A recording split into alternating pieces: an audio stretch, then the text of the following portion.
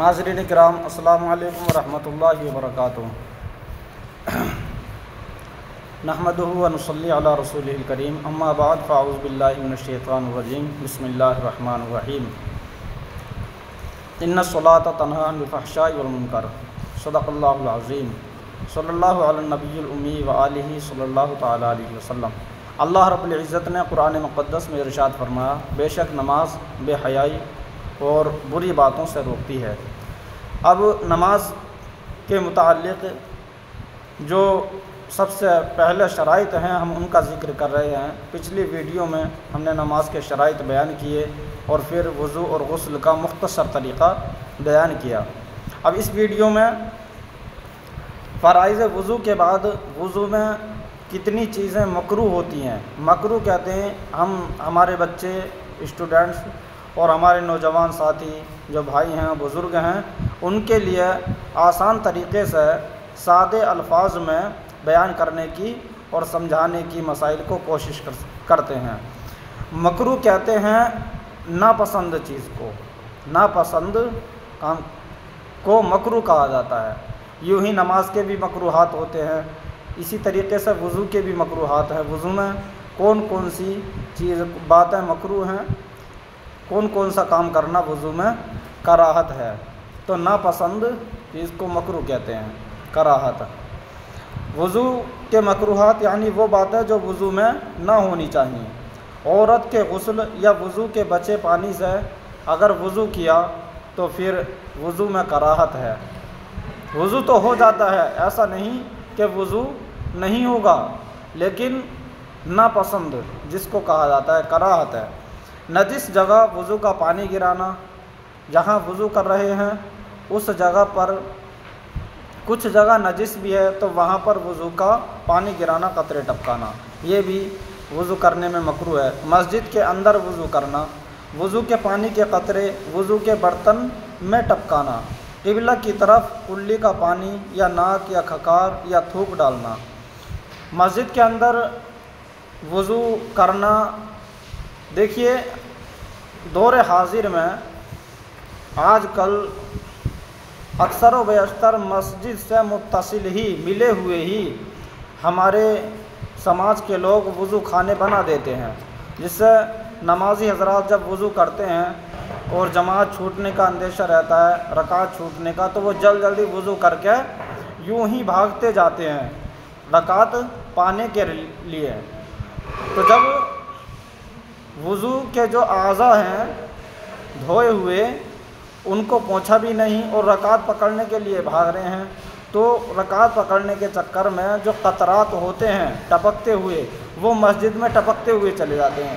ہمارے سماج کے لوگ ان چیزوں کا تو اکثر ہمارے نوجوان بھائی یا ہمارے بزرگ حضرات اور بچے اس چیز کا خیال نہیں رکھتے، وضو کر کے وضو خانے پہ فوراً رکعت پکڑنے کے لیے یوں ہی چلے جاتے ہیں۔ حالانکہ ایسا نہیں ہونا چاہیے۔ جہاں وضو خانہ ہوتا ہے اس کے برابر میں جو مسجد کے کمیٹی کے حضرات ہوتے ہیں ان کو پیردان بچھا دینے چاہیے، تاکہ قطرات اگر کچھ ٹپکیں بھی تو پیردان پر ٹپکیں، اور ہر مسجد میں 2 3 4 5 تولیاں جو ہے لٹکا دینی چاہیے، تاکہ جن نمازی حضرات کے پاس رومال نہ ہو تو وہ کم از کم اپنے ہاتھوں کو اور اپنی بایوں کو ان تولیوں سے پوچھ لیں، صاف کر لیں، تاکہ وضو کے قطرات مسجد کے اندر نہ ٹپکیں۔ پھر اس کے بعد قبلہ کی طرف کلی کا پانی یا ناک یا کھکار یا تھوک ڈالنا۔ دیکھیے قبلہ کی طرف تھوکنا بھی نہیں چاہیے، قبلہ کی طرف۔ اس کے بارے میں ایک حدیث پاک میں آپ کے سامنے پیش کر دیتا ہوں۔ آقا کریم صلی اللہ تعالیٰ علیہ وسلم نے کسی کو قبلہ کی طرف تھوکتے ہوئے دیکھا۔ میں خلاصہ عرض کر دیتا ہوں۔ تو مصطفیٰ کریم صلی اللہ علیہ وسلم نے صحابہ کرام سے ارشاد فرمایا، اے صحابہ تم ان سے کہو کہ آج کے بعد یہ ہمارے صحابہ کو اور ہمارے لوگوں کو یہ نماز نہیں پڑھائیں۔ پوچھا گیا کہ آقا کریم صلی اللہ علیہ وسلم کیا وجہ ہے؟ تو مصطفیٰ کریم صلی اللہ علیہ وسلم نے ارشاد فرمایا کہ اس نے قبلہ کی طرف کو تھوکا ہے، یہ ہمارے صحابہ کا کسی کا، میں نے مختصر طور پر یہ لفظ ٹو لفظ حدیث پاک کے الفاظ نہیں ہیں، میں خلاصہ کلام عرض کرتا ہوں۔ تو آقا نے فرمایا کہ یہ ہمارے لوگوں کو نماز نہیں پڑھائے۔ تو دیکھیے قبلہ کی طرف تھوکنے والے کے لیے مصطفیٰ کریم نے ارشاد فرمایا کہ ہمارے یہ امام نہ بنے ہمارے صحابہ کا، یا لوگوں کو یہ نماز نہ پڑھائے۔ تو اس لیے قبلہ کی طرف تھوکنا بھی نہیں چاہیے۔ یوں ہی گندی جگہ، نالیاں وغیرہ یا کہیں کیچڑ ہے، جہاں نجس جگہ ہوتی ہے وہاں بھی نہیں تھوکنا چاہیے۔ اس سے بعض علماء فرماتے ہیں کہ نسیان کی بیماری پیدا ہو جاتی ہے، یعنی بھولنے کی بیماری۔ اس کے بعد بے ضرورت دنیا کی باتیں کرنا، وضو کرتے ہوئے دنیاوی باتیں کرنا جو ہے مکروہ ہے، کراہت ہے۔ وضو کرتے ہوئے ہم دیکھتے ہیں بعض حضرات ادھر ادھر کی باتیں کرنا شروع کر دیتے ہیں، حالانکہ ایسا نہیں کرنا چاہیے، کراہت ہے یہ وضو میں۔ تو بے ضرورت دنیا کی بات کرنا بھی وضو کرتے ہوئے یہ بھی مکروہ ہے، یعنی ناپسند ہے۔ مکروہ کا مطلب میں نے شروع میں ہی آپ کو بتا دیا، یہ ناپسند ہے۔ اس کے بعد زیادہ پانی خرچ کرنا بھی وضو میں ناپسند ہے، یعنی مکروہ ہے۔ پھر اتنا کم پانی خرچ کرنا کہ سنتیں ادا نہ ہوں، یعنی 3 مرتبہ اعضائے وضو نہ دھو پائیں۔ اعضائے وضو کس کو کہتے ہیں؟ پارٹس، جز کو عضو بولتے ہیں، اور اعضاء جو بولا جاتا ہے یہ جز کی جمع ہے، اعضاء عضو کی جمع اعضاء ہے۔ عضو سنگولر ہے اور اعضاء پلورل ہے، یعنی عضو جو ہے یہ تنہا کو بولا جاتا ہے، اور اعضاء بہت سارے پارٹس آف باڈی کے سارے پارٹس کو اعضاء بولا جاتا ہے اردو میں۔ ایک ہاتھ سے منہ دھونا یہ بھی وضو میں مکروہ ہے، کراہت ہے، ناپسندیدہ۔ اور پھر منہ پر پانی مارنا، اس طریقے سے وہ چھپکتے ہیں، اس طریقے سے یہ بھی وضو میں ناپسند ہے، مکروہ ہے۔ وضو کے قطروں کو کپڑے یا مسجد میں ٹپکنے دینا، مسجد میں دیکھو وضو کے قطرے ٹپکانا یا اپنے کپڑوں پر ٹپکانا یہ بھی وضو میں مکروہ ہے۔ احتیاطی کے ساتھ میں وضو کرنا چاہیے۔ ایک ہاتھ سے منہ دھونا اور وضو کی کسی سنت کو چھوڑ دینا یہ بھی وضو میں مکروہ کراہت ہے، یعنی مان لو 3 مرتبہ ہاتھوں کا دھونا اور 3 مرتبہ کلی کرنا یہ سنتیں ہیں۔ اگر 3 مرتبہ نہیں دھوئیں گے تو پھر کراہت ہو جائے گی۔ سنت کو ترک کر دینا یہ کراہت ہوتا ہے، سنت کو چھوڑ دینا کراہت یعنی ناپسند، مکروہ اس کو کہا جاتا ہے۔ اب یہاں سے نواقض وضو کا بیان شروع ہوتا ہے۔ یہ یاد رہے کہ ہم اب اس ویڈیو سے طہارت کے جو مسائل ہیں، طہارت کے اندر اعضاء کا پاک ہونا، بدن کا، لباس کا پاک ہونا، کپڑوں کا، اور جگہ کا پاک ہونا جہاں نماز پڑھ رہے ہیں، ان کے متعلق جتنے بھی مسائل انشاءاللہ تبارک و تعالی ہم تفصیل کے ساتھ آپ کے سامنے پیش کرنا شروع کر دیے ہیں آج سے۔ اب نواقض وضو اس ویڈیو کے اندر ہم اور بتا دیتے ہیں کن کن چیزوں سے وضو ٹوٹ جاتا ہے۔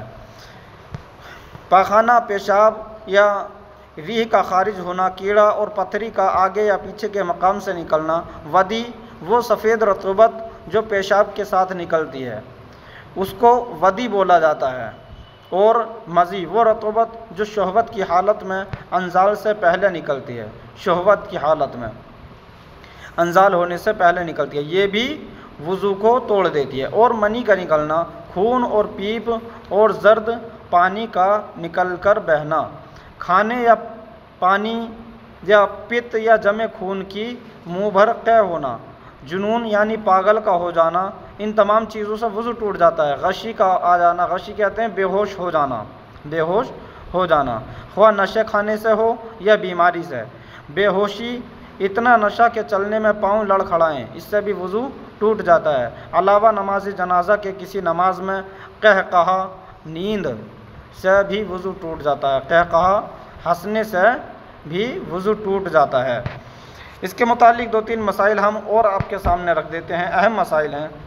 پتلے خون کی تو تھوڑی سی قے بھی وضو کو توڑ دے گی، اور دوسرا مسئلہ یہ ہے یعنی اتنی زور سے ہنسنا کہ آس پاس والے سن لیں، اس سے نماز وضو دونوں جاتے رہیں گے۔ اگر اتنی زور سے ہنسا کہ خود بھی سن لیا اور آس پاس والوں نے بھی سن لیا تو اس سے ہمارا وضو بھی نہیں رہے گا اور ہماری نماز بھی ٹوٹ جائے گی۔ ہمارے جو نوجوان بھائی ہیں، بچے ہیں، وہ ضرور اس بات کو دھیان سے سنیں۔ زور سے ہنسنے سے نماز بھی ٹوٹ جاتی ہے اور وضو بھی ٹوٹ جاتا ہے۔ نیند یعنی پوری طرح سو جانا، لہٰذا اونگنے یا بیٹھے بیٹھے سونے، جھونکے لینے سے وضو نہیں جائے گا۔ یہ بھی یاد رکھیں، بعض حضرات یہ خیال کرتے ہیں اور ہمارے بزرگ حضرات کہ بیٹھے بیٹھے بھی اگر سو گئے یا ٹیک لگا کر سو گئے تو وضو ٹوٹ جائے گا۔ اس طریقے سے وضو نہیں ٹوٹتا ہے، بیٹھے بیٹھے اونگنے سے سونے سے وضو نہیں ٹوٹتا۔ وہ خون جو بہہ کر نہ نکلے وہ پاک ہے، جیسے سوئی چبھوئی اور خون چمک کر رہ گیا، باہر نکل کر بہا نہیں تو وضو نہ جائے گا۔ یا ڈاکٹر کے پاس انجیکشن لگوانے کے لیے گئے، اس نے انجیکشن لگایا اور خون نکل کر رکا رہا، بہا نہیں، تو ہمارا وضو باقی ہے۔ لیکن اگر خون کا قطرہ نیچے کو ٹپک گیا، بہہ گیا، تو وضو ناقص ہو گیا، ٹوٹ گیا ہمارا۔ اس طریقے سے وضو نہیں رہے گا۔ ایک مسئلہ اور اہم یہ ہے کہ نماز میں اتنی آواز سے ہنسا کہ خود اس نے سنا، پاس والوں نے نہ سنا، تو وضو نہ ٹوٹا لیکن نماز ٹوٹ گئی۔ اس مسئلے میں نماز ٹوٹ گئی، لیکن پاس والوں نے بھی سن لیا اور خود نے بھی سن لیا، تو پھر نماز بھی ٹوٹ جائے گی اور وضو بھی ٹوٹ جائے گا۔ وضو کر کے دوبارہ نماز ادا کرنی پڑے گی۔ اگر مسکرایا یعنی دانت نکلے اور آواز بالکل نہ نکلی تو اس سے نہ وضو جائے گا نہ نماز جائے گی۔ یہ تین مسئلے ہیں،